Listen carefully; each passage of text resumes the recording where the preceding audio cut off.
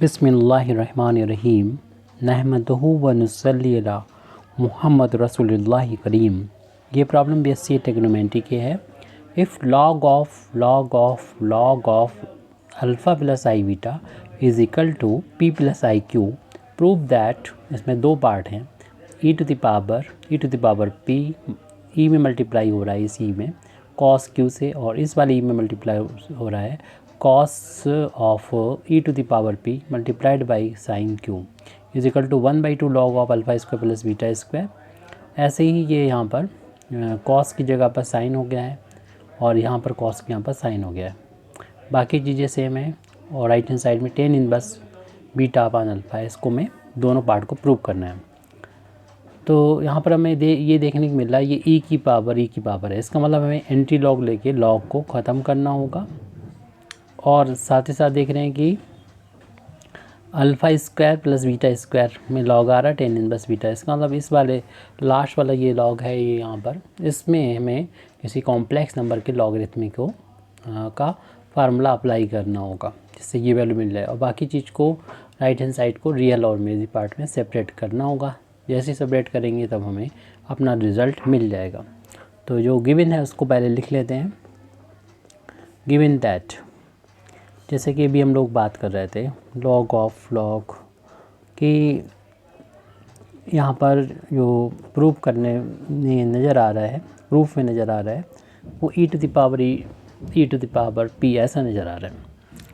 तो ऐसे केस में हम लोग इसमें से लॉग हटाते हैं एंटी लॉग लेके, और हम लोग जानते हैं इस सभी लॉग का बेस जो है वो e है, नहीं भी लिखा तब भी e होता है। तो एंटी लॉग जब लेंगे तो राइट हैंड साइड में जो भी होगा वो e की पावर में जाएगी। ये वाला लॉग सबसे पहले हटाएंगे क्योंकि एंटी लॉग लिया जाएगा, तो यहाँ से तो लॉग हट जाएगा, राइट हैंड साइड में e की पावर में ये पहुँच जाएगा जो भी राइट हैंड साइड में वैल्यू यहाँ पर मौजूद है। तो टेकिंग एंटी लॉग, या डायरेक्ट आप कर सकते हैं एंटी लॉग बोथ साइड, तो हमको मिलेगा इतना बचेगा सिर्फ लेफ्ट हैंड साइड में, एक लॉग ख़त्म हो जाएगा, log of alpha plus I beta. Base E understood होता है, इसे लिखने की ज़रूरत नहीं है। ई टू दी पावर, इस ई की पावर ये आ जाएगा p प्लस आई क्यू, और यहाँ पर हम इसको इस तरीके से लिख सकते हैं रियल और इमेजिनरी पार्ट में सेपरेट करने के लिए, e to the power p into E to the power I Q, यानी सेम बेस हो तो मल्टीप्लाई करने में पावर ऐड हो जाती हुई, ऐड हुई पावर को हमने मल्टीप्लाई की फॉर्म में लिख लिया है। ऐसा करने से हम यहाँ पर यूलर फार्मूले को अप्लाई कर सकते हैं। यूलर फार्मूला हम यहाँ पर बता दे देते हैं, e to the power i z होता है तो इसकी वैल्यू होती है cos z plus i sine z. तो यहाँ पर Euler formula right hand side में अप्लाई हो जाएगा, इससे रियल और इमेजिनरी पार्ट में ये सेपरेट हो जाएंगे। तो e to the power p, और यहाँ पर यूलर फार्मूला अप्लाई करेंगे तो आ जाएगा cos q प्लस आई, z की यहाँ पर अपना q है i into sine q। Completely इसे अगर चेंज करना चाहें रियल और इमेजिनरी पार्ट में तो इस e ब्रैकेट ओपन करेंगे, इस e की पावर p का इन दोनों टर्म्स में मल्टीप्लाई करेंगे तो e to the power p into cos q, ये तो रियल पार्ट हो गया, और इस वाले फैक्टर में टर्म में जब मल्टीप्लाई होगा e की पावर p का तो e की power p into sine q, ये पूरा i का कोफिशिएंट इमेजिनरी पार्ट हो गया।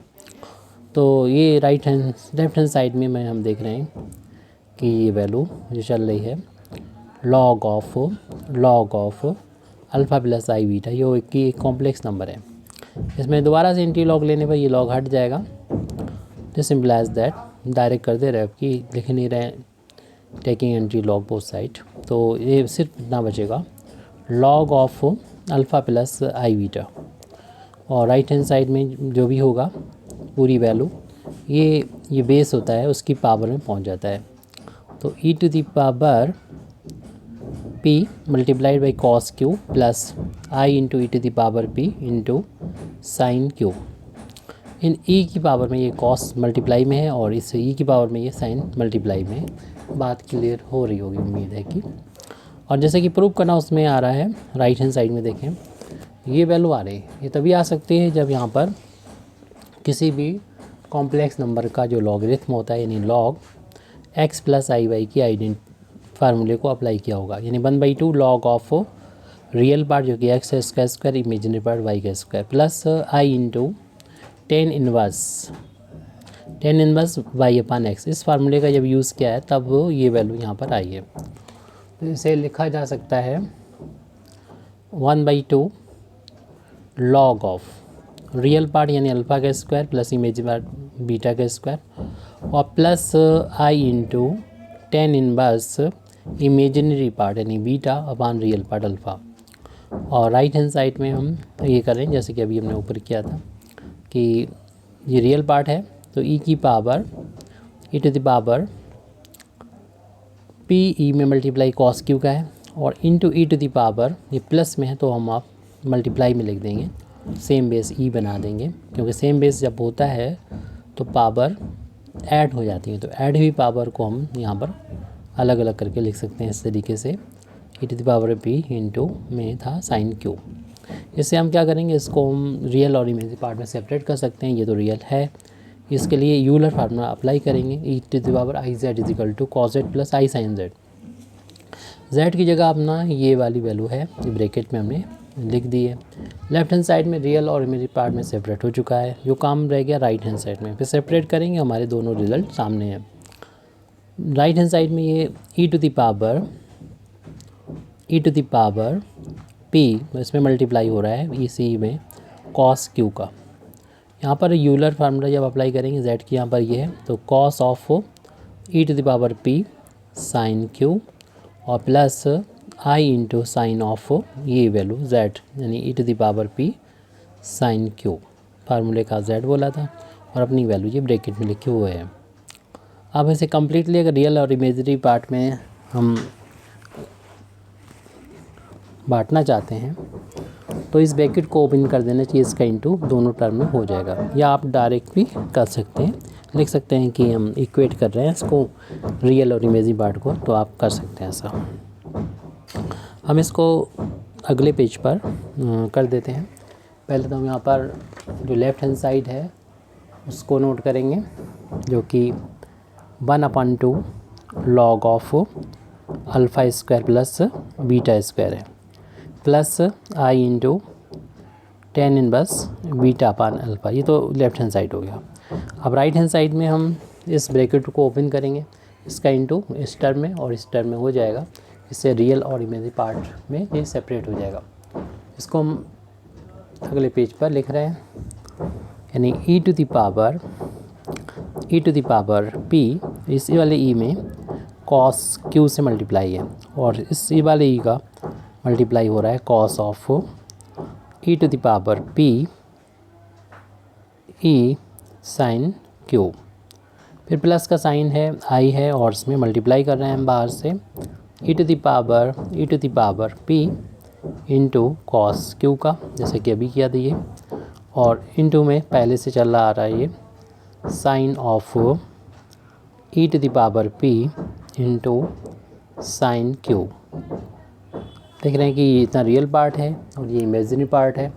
ऐसे ही लेफ्ट हैंड साइड में भी रियल पार्ट इमेजिनरी पार्ट, ये यानी कॉम्प्लेक्स नंबर है। और जब दो कॉम्प्लेक्स नंबर आपस में इक्वल होते हैं तो उनका रियल पार्ट के इक्वल होता है, इमेजिनरी पार्ट के इक्वल होता है। अगर हमें फर्स्ट पार्ट प्रूव करना है तो हम लिख देते हैं इक्वेटिंग रियल पार्ट, आप इसे इक्वेशन नंबर 1 डाल दीजिए, real part of equation number 1, इसमें इक्वेट कर रहे हैं, बराबर रख रहे हैं।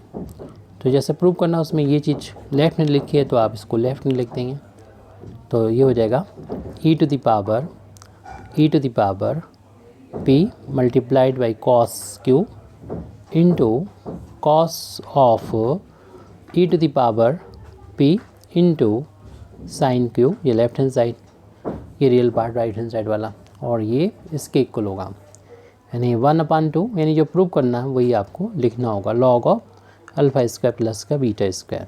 अब इसी तरीके सेकंड पार्ट अगर करना है, यानी हमारा ये फर्स्ट जो होगा, फर्स्ट रिज़ल्ट कह सकते हैं कि प्रूव हो चुका है, प्रूव्ड। अब सेकंड रिजल्ट के लिए दोबारा से equating imaginary parts from equation number 1। Equation number 1 से, तो इस चीज़ को हम आई का जो कोफिशिएंट होता है उसे इमेजिनरी पार्ट कहते हैं। इसको पहले लिख लेते हैं, ई टू द पावर p, और इस वाले e में मल्टीप्लाई हो रहा है कॉस q का, जैसे कि पहले भी था, और इस वाले e में मल्टीप्लाई हो रहा है sine of e to the power p into sine q का। ये तो इमेजिन पार्ट हो गया जो कि राइट हैंड साइड में, ये इक्वल होगा लेफ्ट हैंड साइड के इमेजिनरी पार्ट के, यानी tan inverse beta upon alpha, और हमको यही प्रूव करना था। और इस तरीके से ये सेकंड रिज़ल्ट भी प्रूव हो गया। Thank you very much Indeed for listening me. व आखिर दावाना अल्हम्दुलिल्लाहि रब्बिल आलमीन।